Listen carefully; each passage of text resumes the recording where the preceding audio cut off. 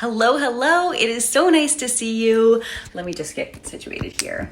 For those of you who saw my last video, you know I am still in recovery mode. If you haven't seen it, I'll link it up here. But it has been almost 3 months since my surgery and I am feeling a lot better. I still don't have a lot of energy to spend in the kitchen. Like I haven't been doing meal preps or even really cooking in the same ways that I was before, just because we all know it does take a lot of energy and effort. But I still do want food and snacks and things prepped and ready to go because it is really convenient when you're hungry and you just want to grab something healthy. So that is what we're gonna do together today. We are gonna make some healthy snacks. The first recipe we're gonna make is actually a request from my husband. I was asking if he's craving anything and he said this granola, which is actually from my ebook.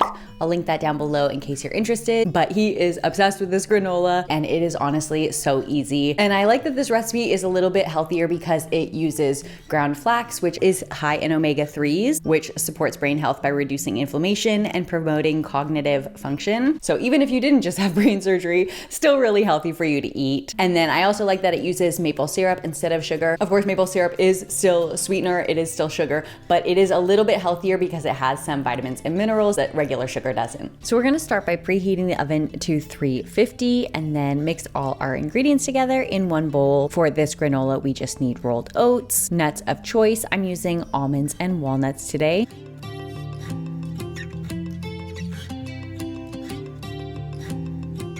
And then of course adding our ground flax as well as a little bit of cinnamon and just a pinch of salt. Then we're gonna give that a good mix and add our wet ingredients, which is just maple syrup and a little bit of vanilla extract.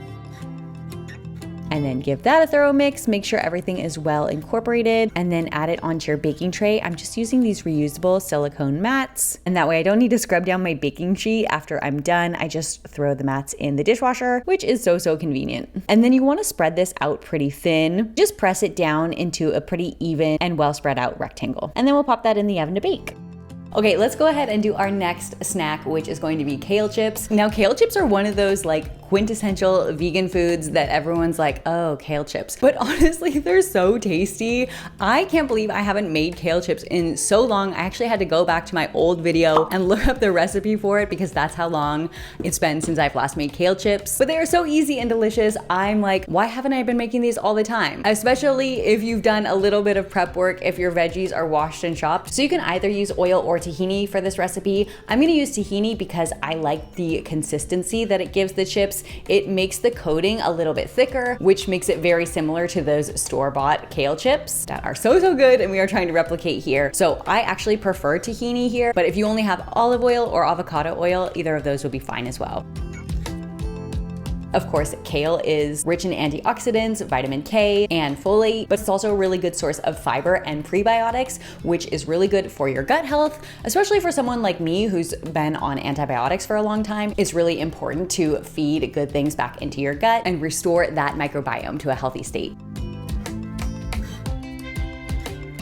Nutritional yeast is actually a really good source of B vitamins and especially B12, and this is gonna give you a lot of energy and a little bit of protein in there as well. Plus the flavor is absolutely delicious. If you haven't tried nutritional yeast yet, definitely get some, even if just for this recipe, because nutritional yeast on kale chips is like the ultimate combination. They are so good and cheesy and delicious, and honestly, they taste exactly like the store-bought ones. So for this batch, I used about 1.5 tablespoons of nutritional yeast and just like a half a teaspoon of garlic powder and a pinch of salt because the nutritional yeast is already pretty salty on its own. And just make sure they're pretty evenly spread out and not overlapping because that will help them crisp up better. And these get baked at 325 degrees. So that's actually perfect timing because now our granola is done and we can turn down the oven and bake the kale chips.